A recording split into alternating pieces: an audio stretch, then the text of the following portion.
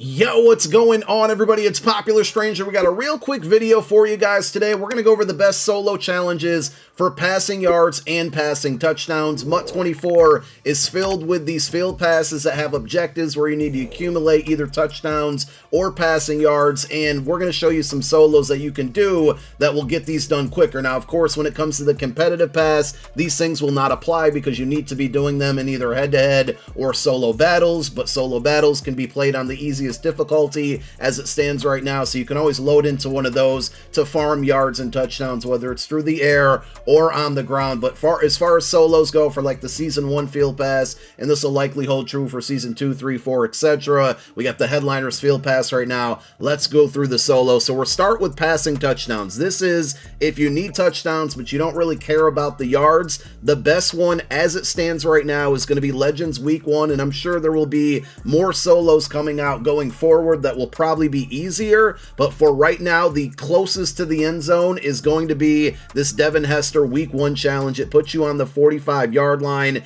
and we're just focusing on scoring touchdowns. Again, you're going to get the 45 yards each and every time, but if you strictly need touchdowns, maybe it's for your daily objective and whatnot, you can go ahead and knock it out within this solo. Most cases you're probably are going to have to grind for yards, so we're going to show you a better one in a moment. Now, a rule of thumb here, if you're on next gen, what I would recommend is whatever play you prefer, put it in your favorites tab. So you do that by double tapping the button or the icon that play is on your place call screen, and that will move it over to your favorites. So I pretty much always run either this inside cross or PA boot over. It just makes it really easy to get to these plays if you're repeating these solos over and over and over again. So I normally just block my running back on this one, and somebody's going to get open. It's not always the same receiver. We got square this time. We're just going to throw it up to him, and boom. Now you want to try to celebrate as you go into the end zone because it's going to make the challenge end extremely fast, much more faster than if you do not.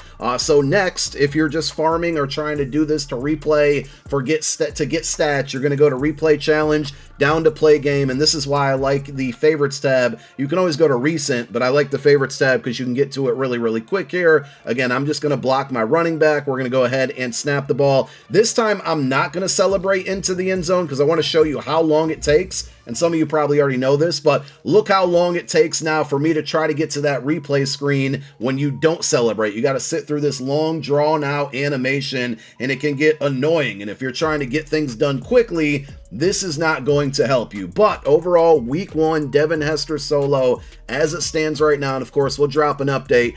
This is the best solo challenge to go out and get passing touchdowns. Now, if you're looking for passing yards or passing yards and passing touchdowns, the solo I'm going to show you here in a moment is going to be the best right now, and there's no way that it'll be any other solo that'll be better in it throughout the rest of the year. You're going to head on over to the headliners section of solos, and you want to go down to the Morning Madness tier. The great thing about these is that you don't have to beat any other solo for this one to be unlocked, and if you go down to Spread Your Wings, this one starts you on the 1-yard line, so you got 99 yards in front of you. Very important. If you're trying to make this easy for yourself, make sure you put it on 1 star. The first time you play the solo, you want to knock it out on 5 stars for objective purposes, but if you're just farming yards and stats and trying to knock these things out, put it on 1 star. Now, again, preference for you on whatever play you might want to run, but we're going to go ahead and run a different play. I like to look for a single streak on the left of screen, put your fastest receiver over there.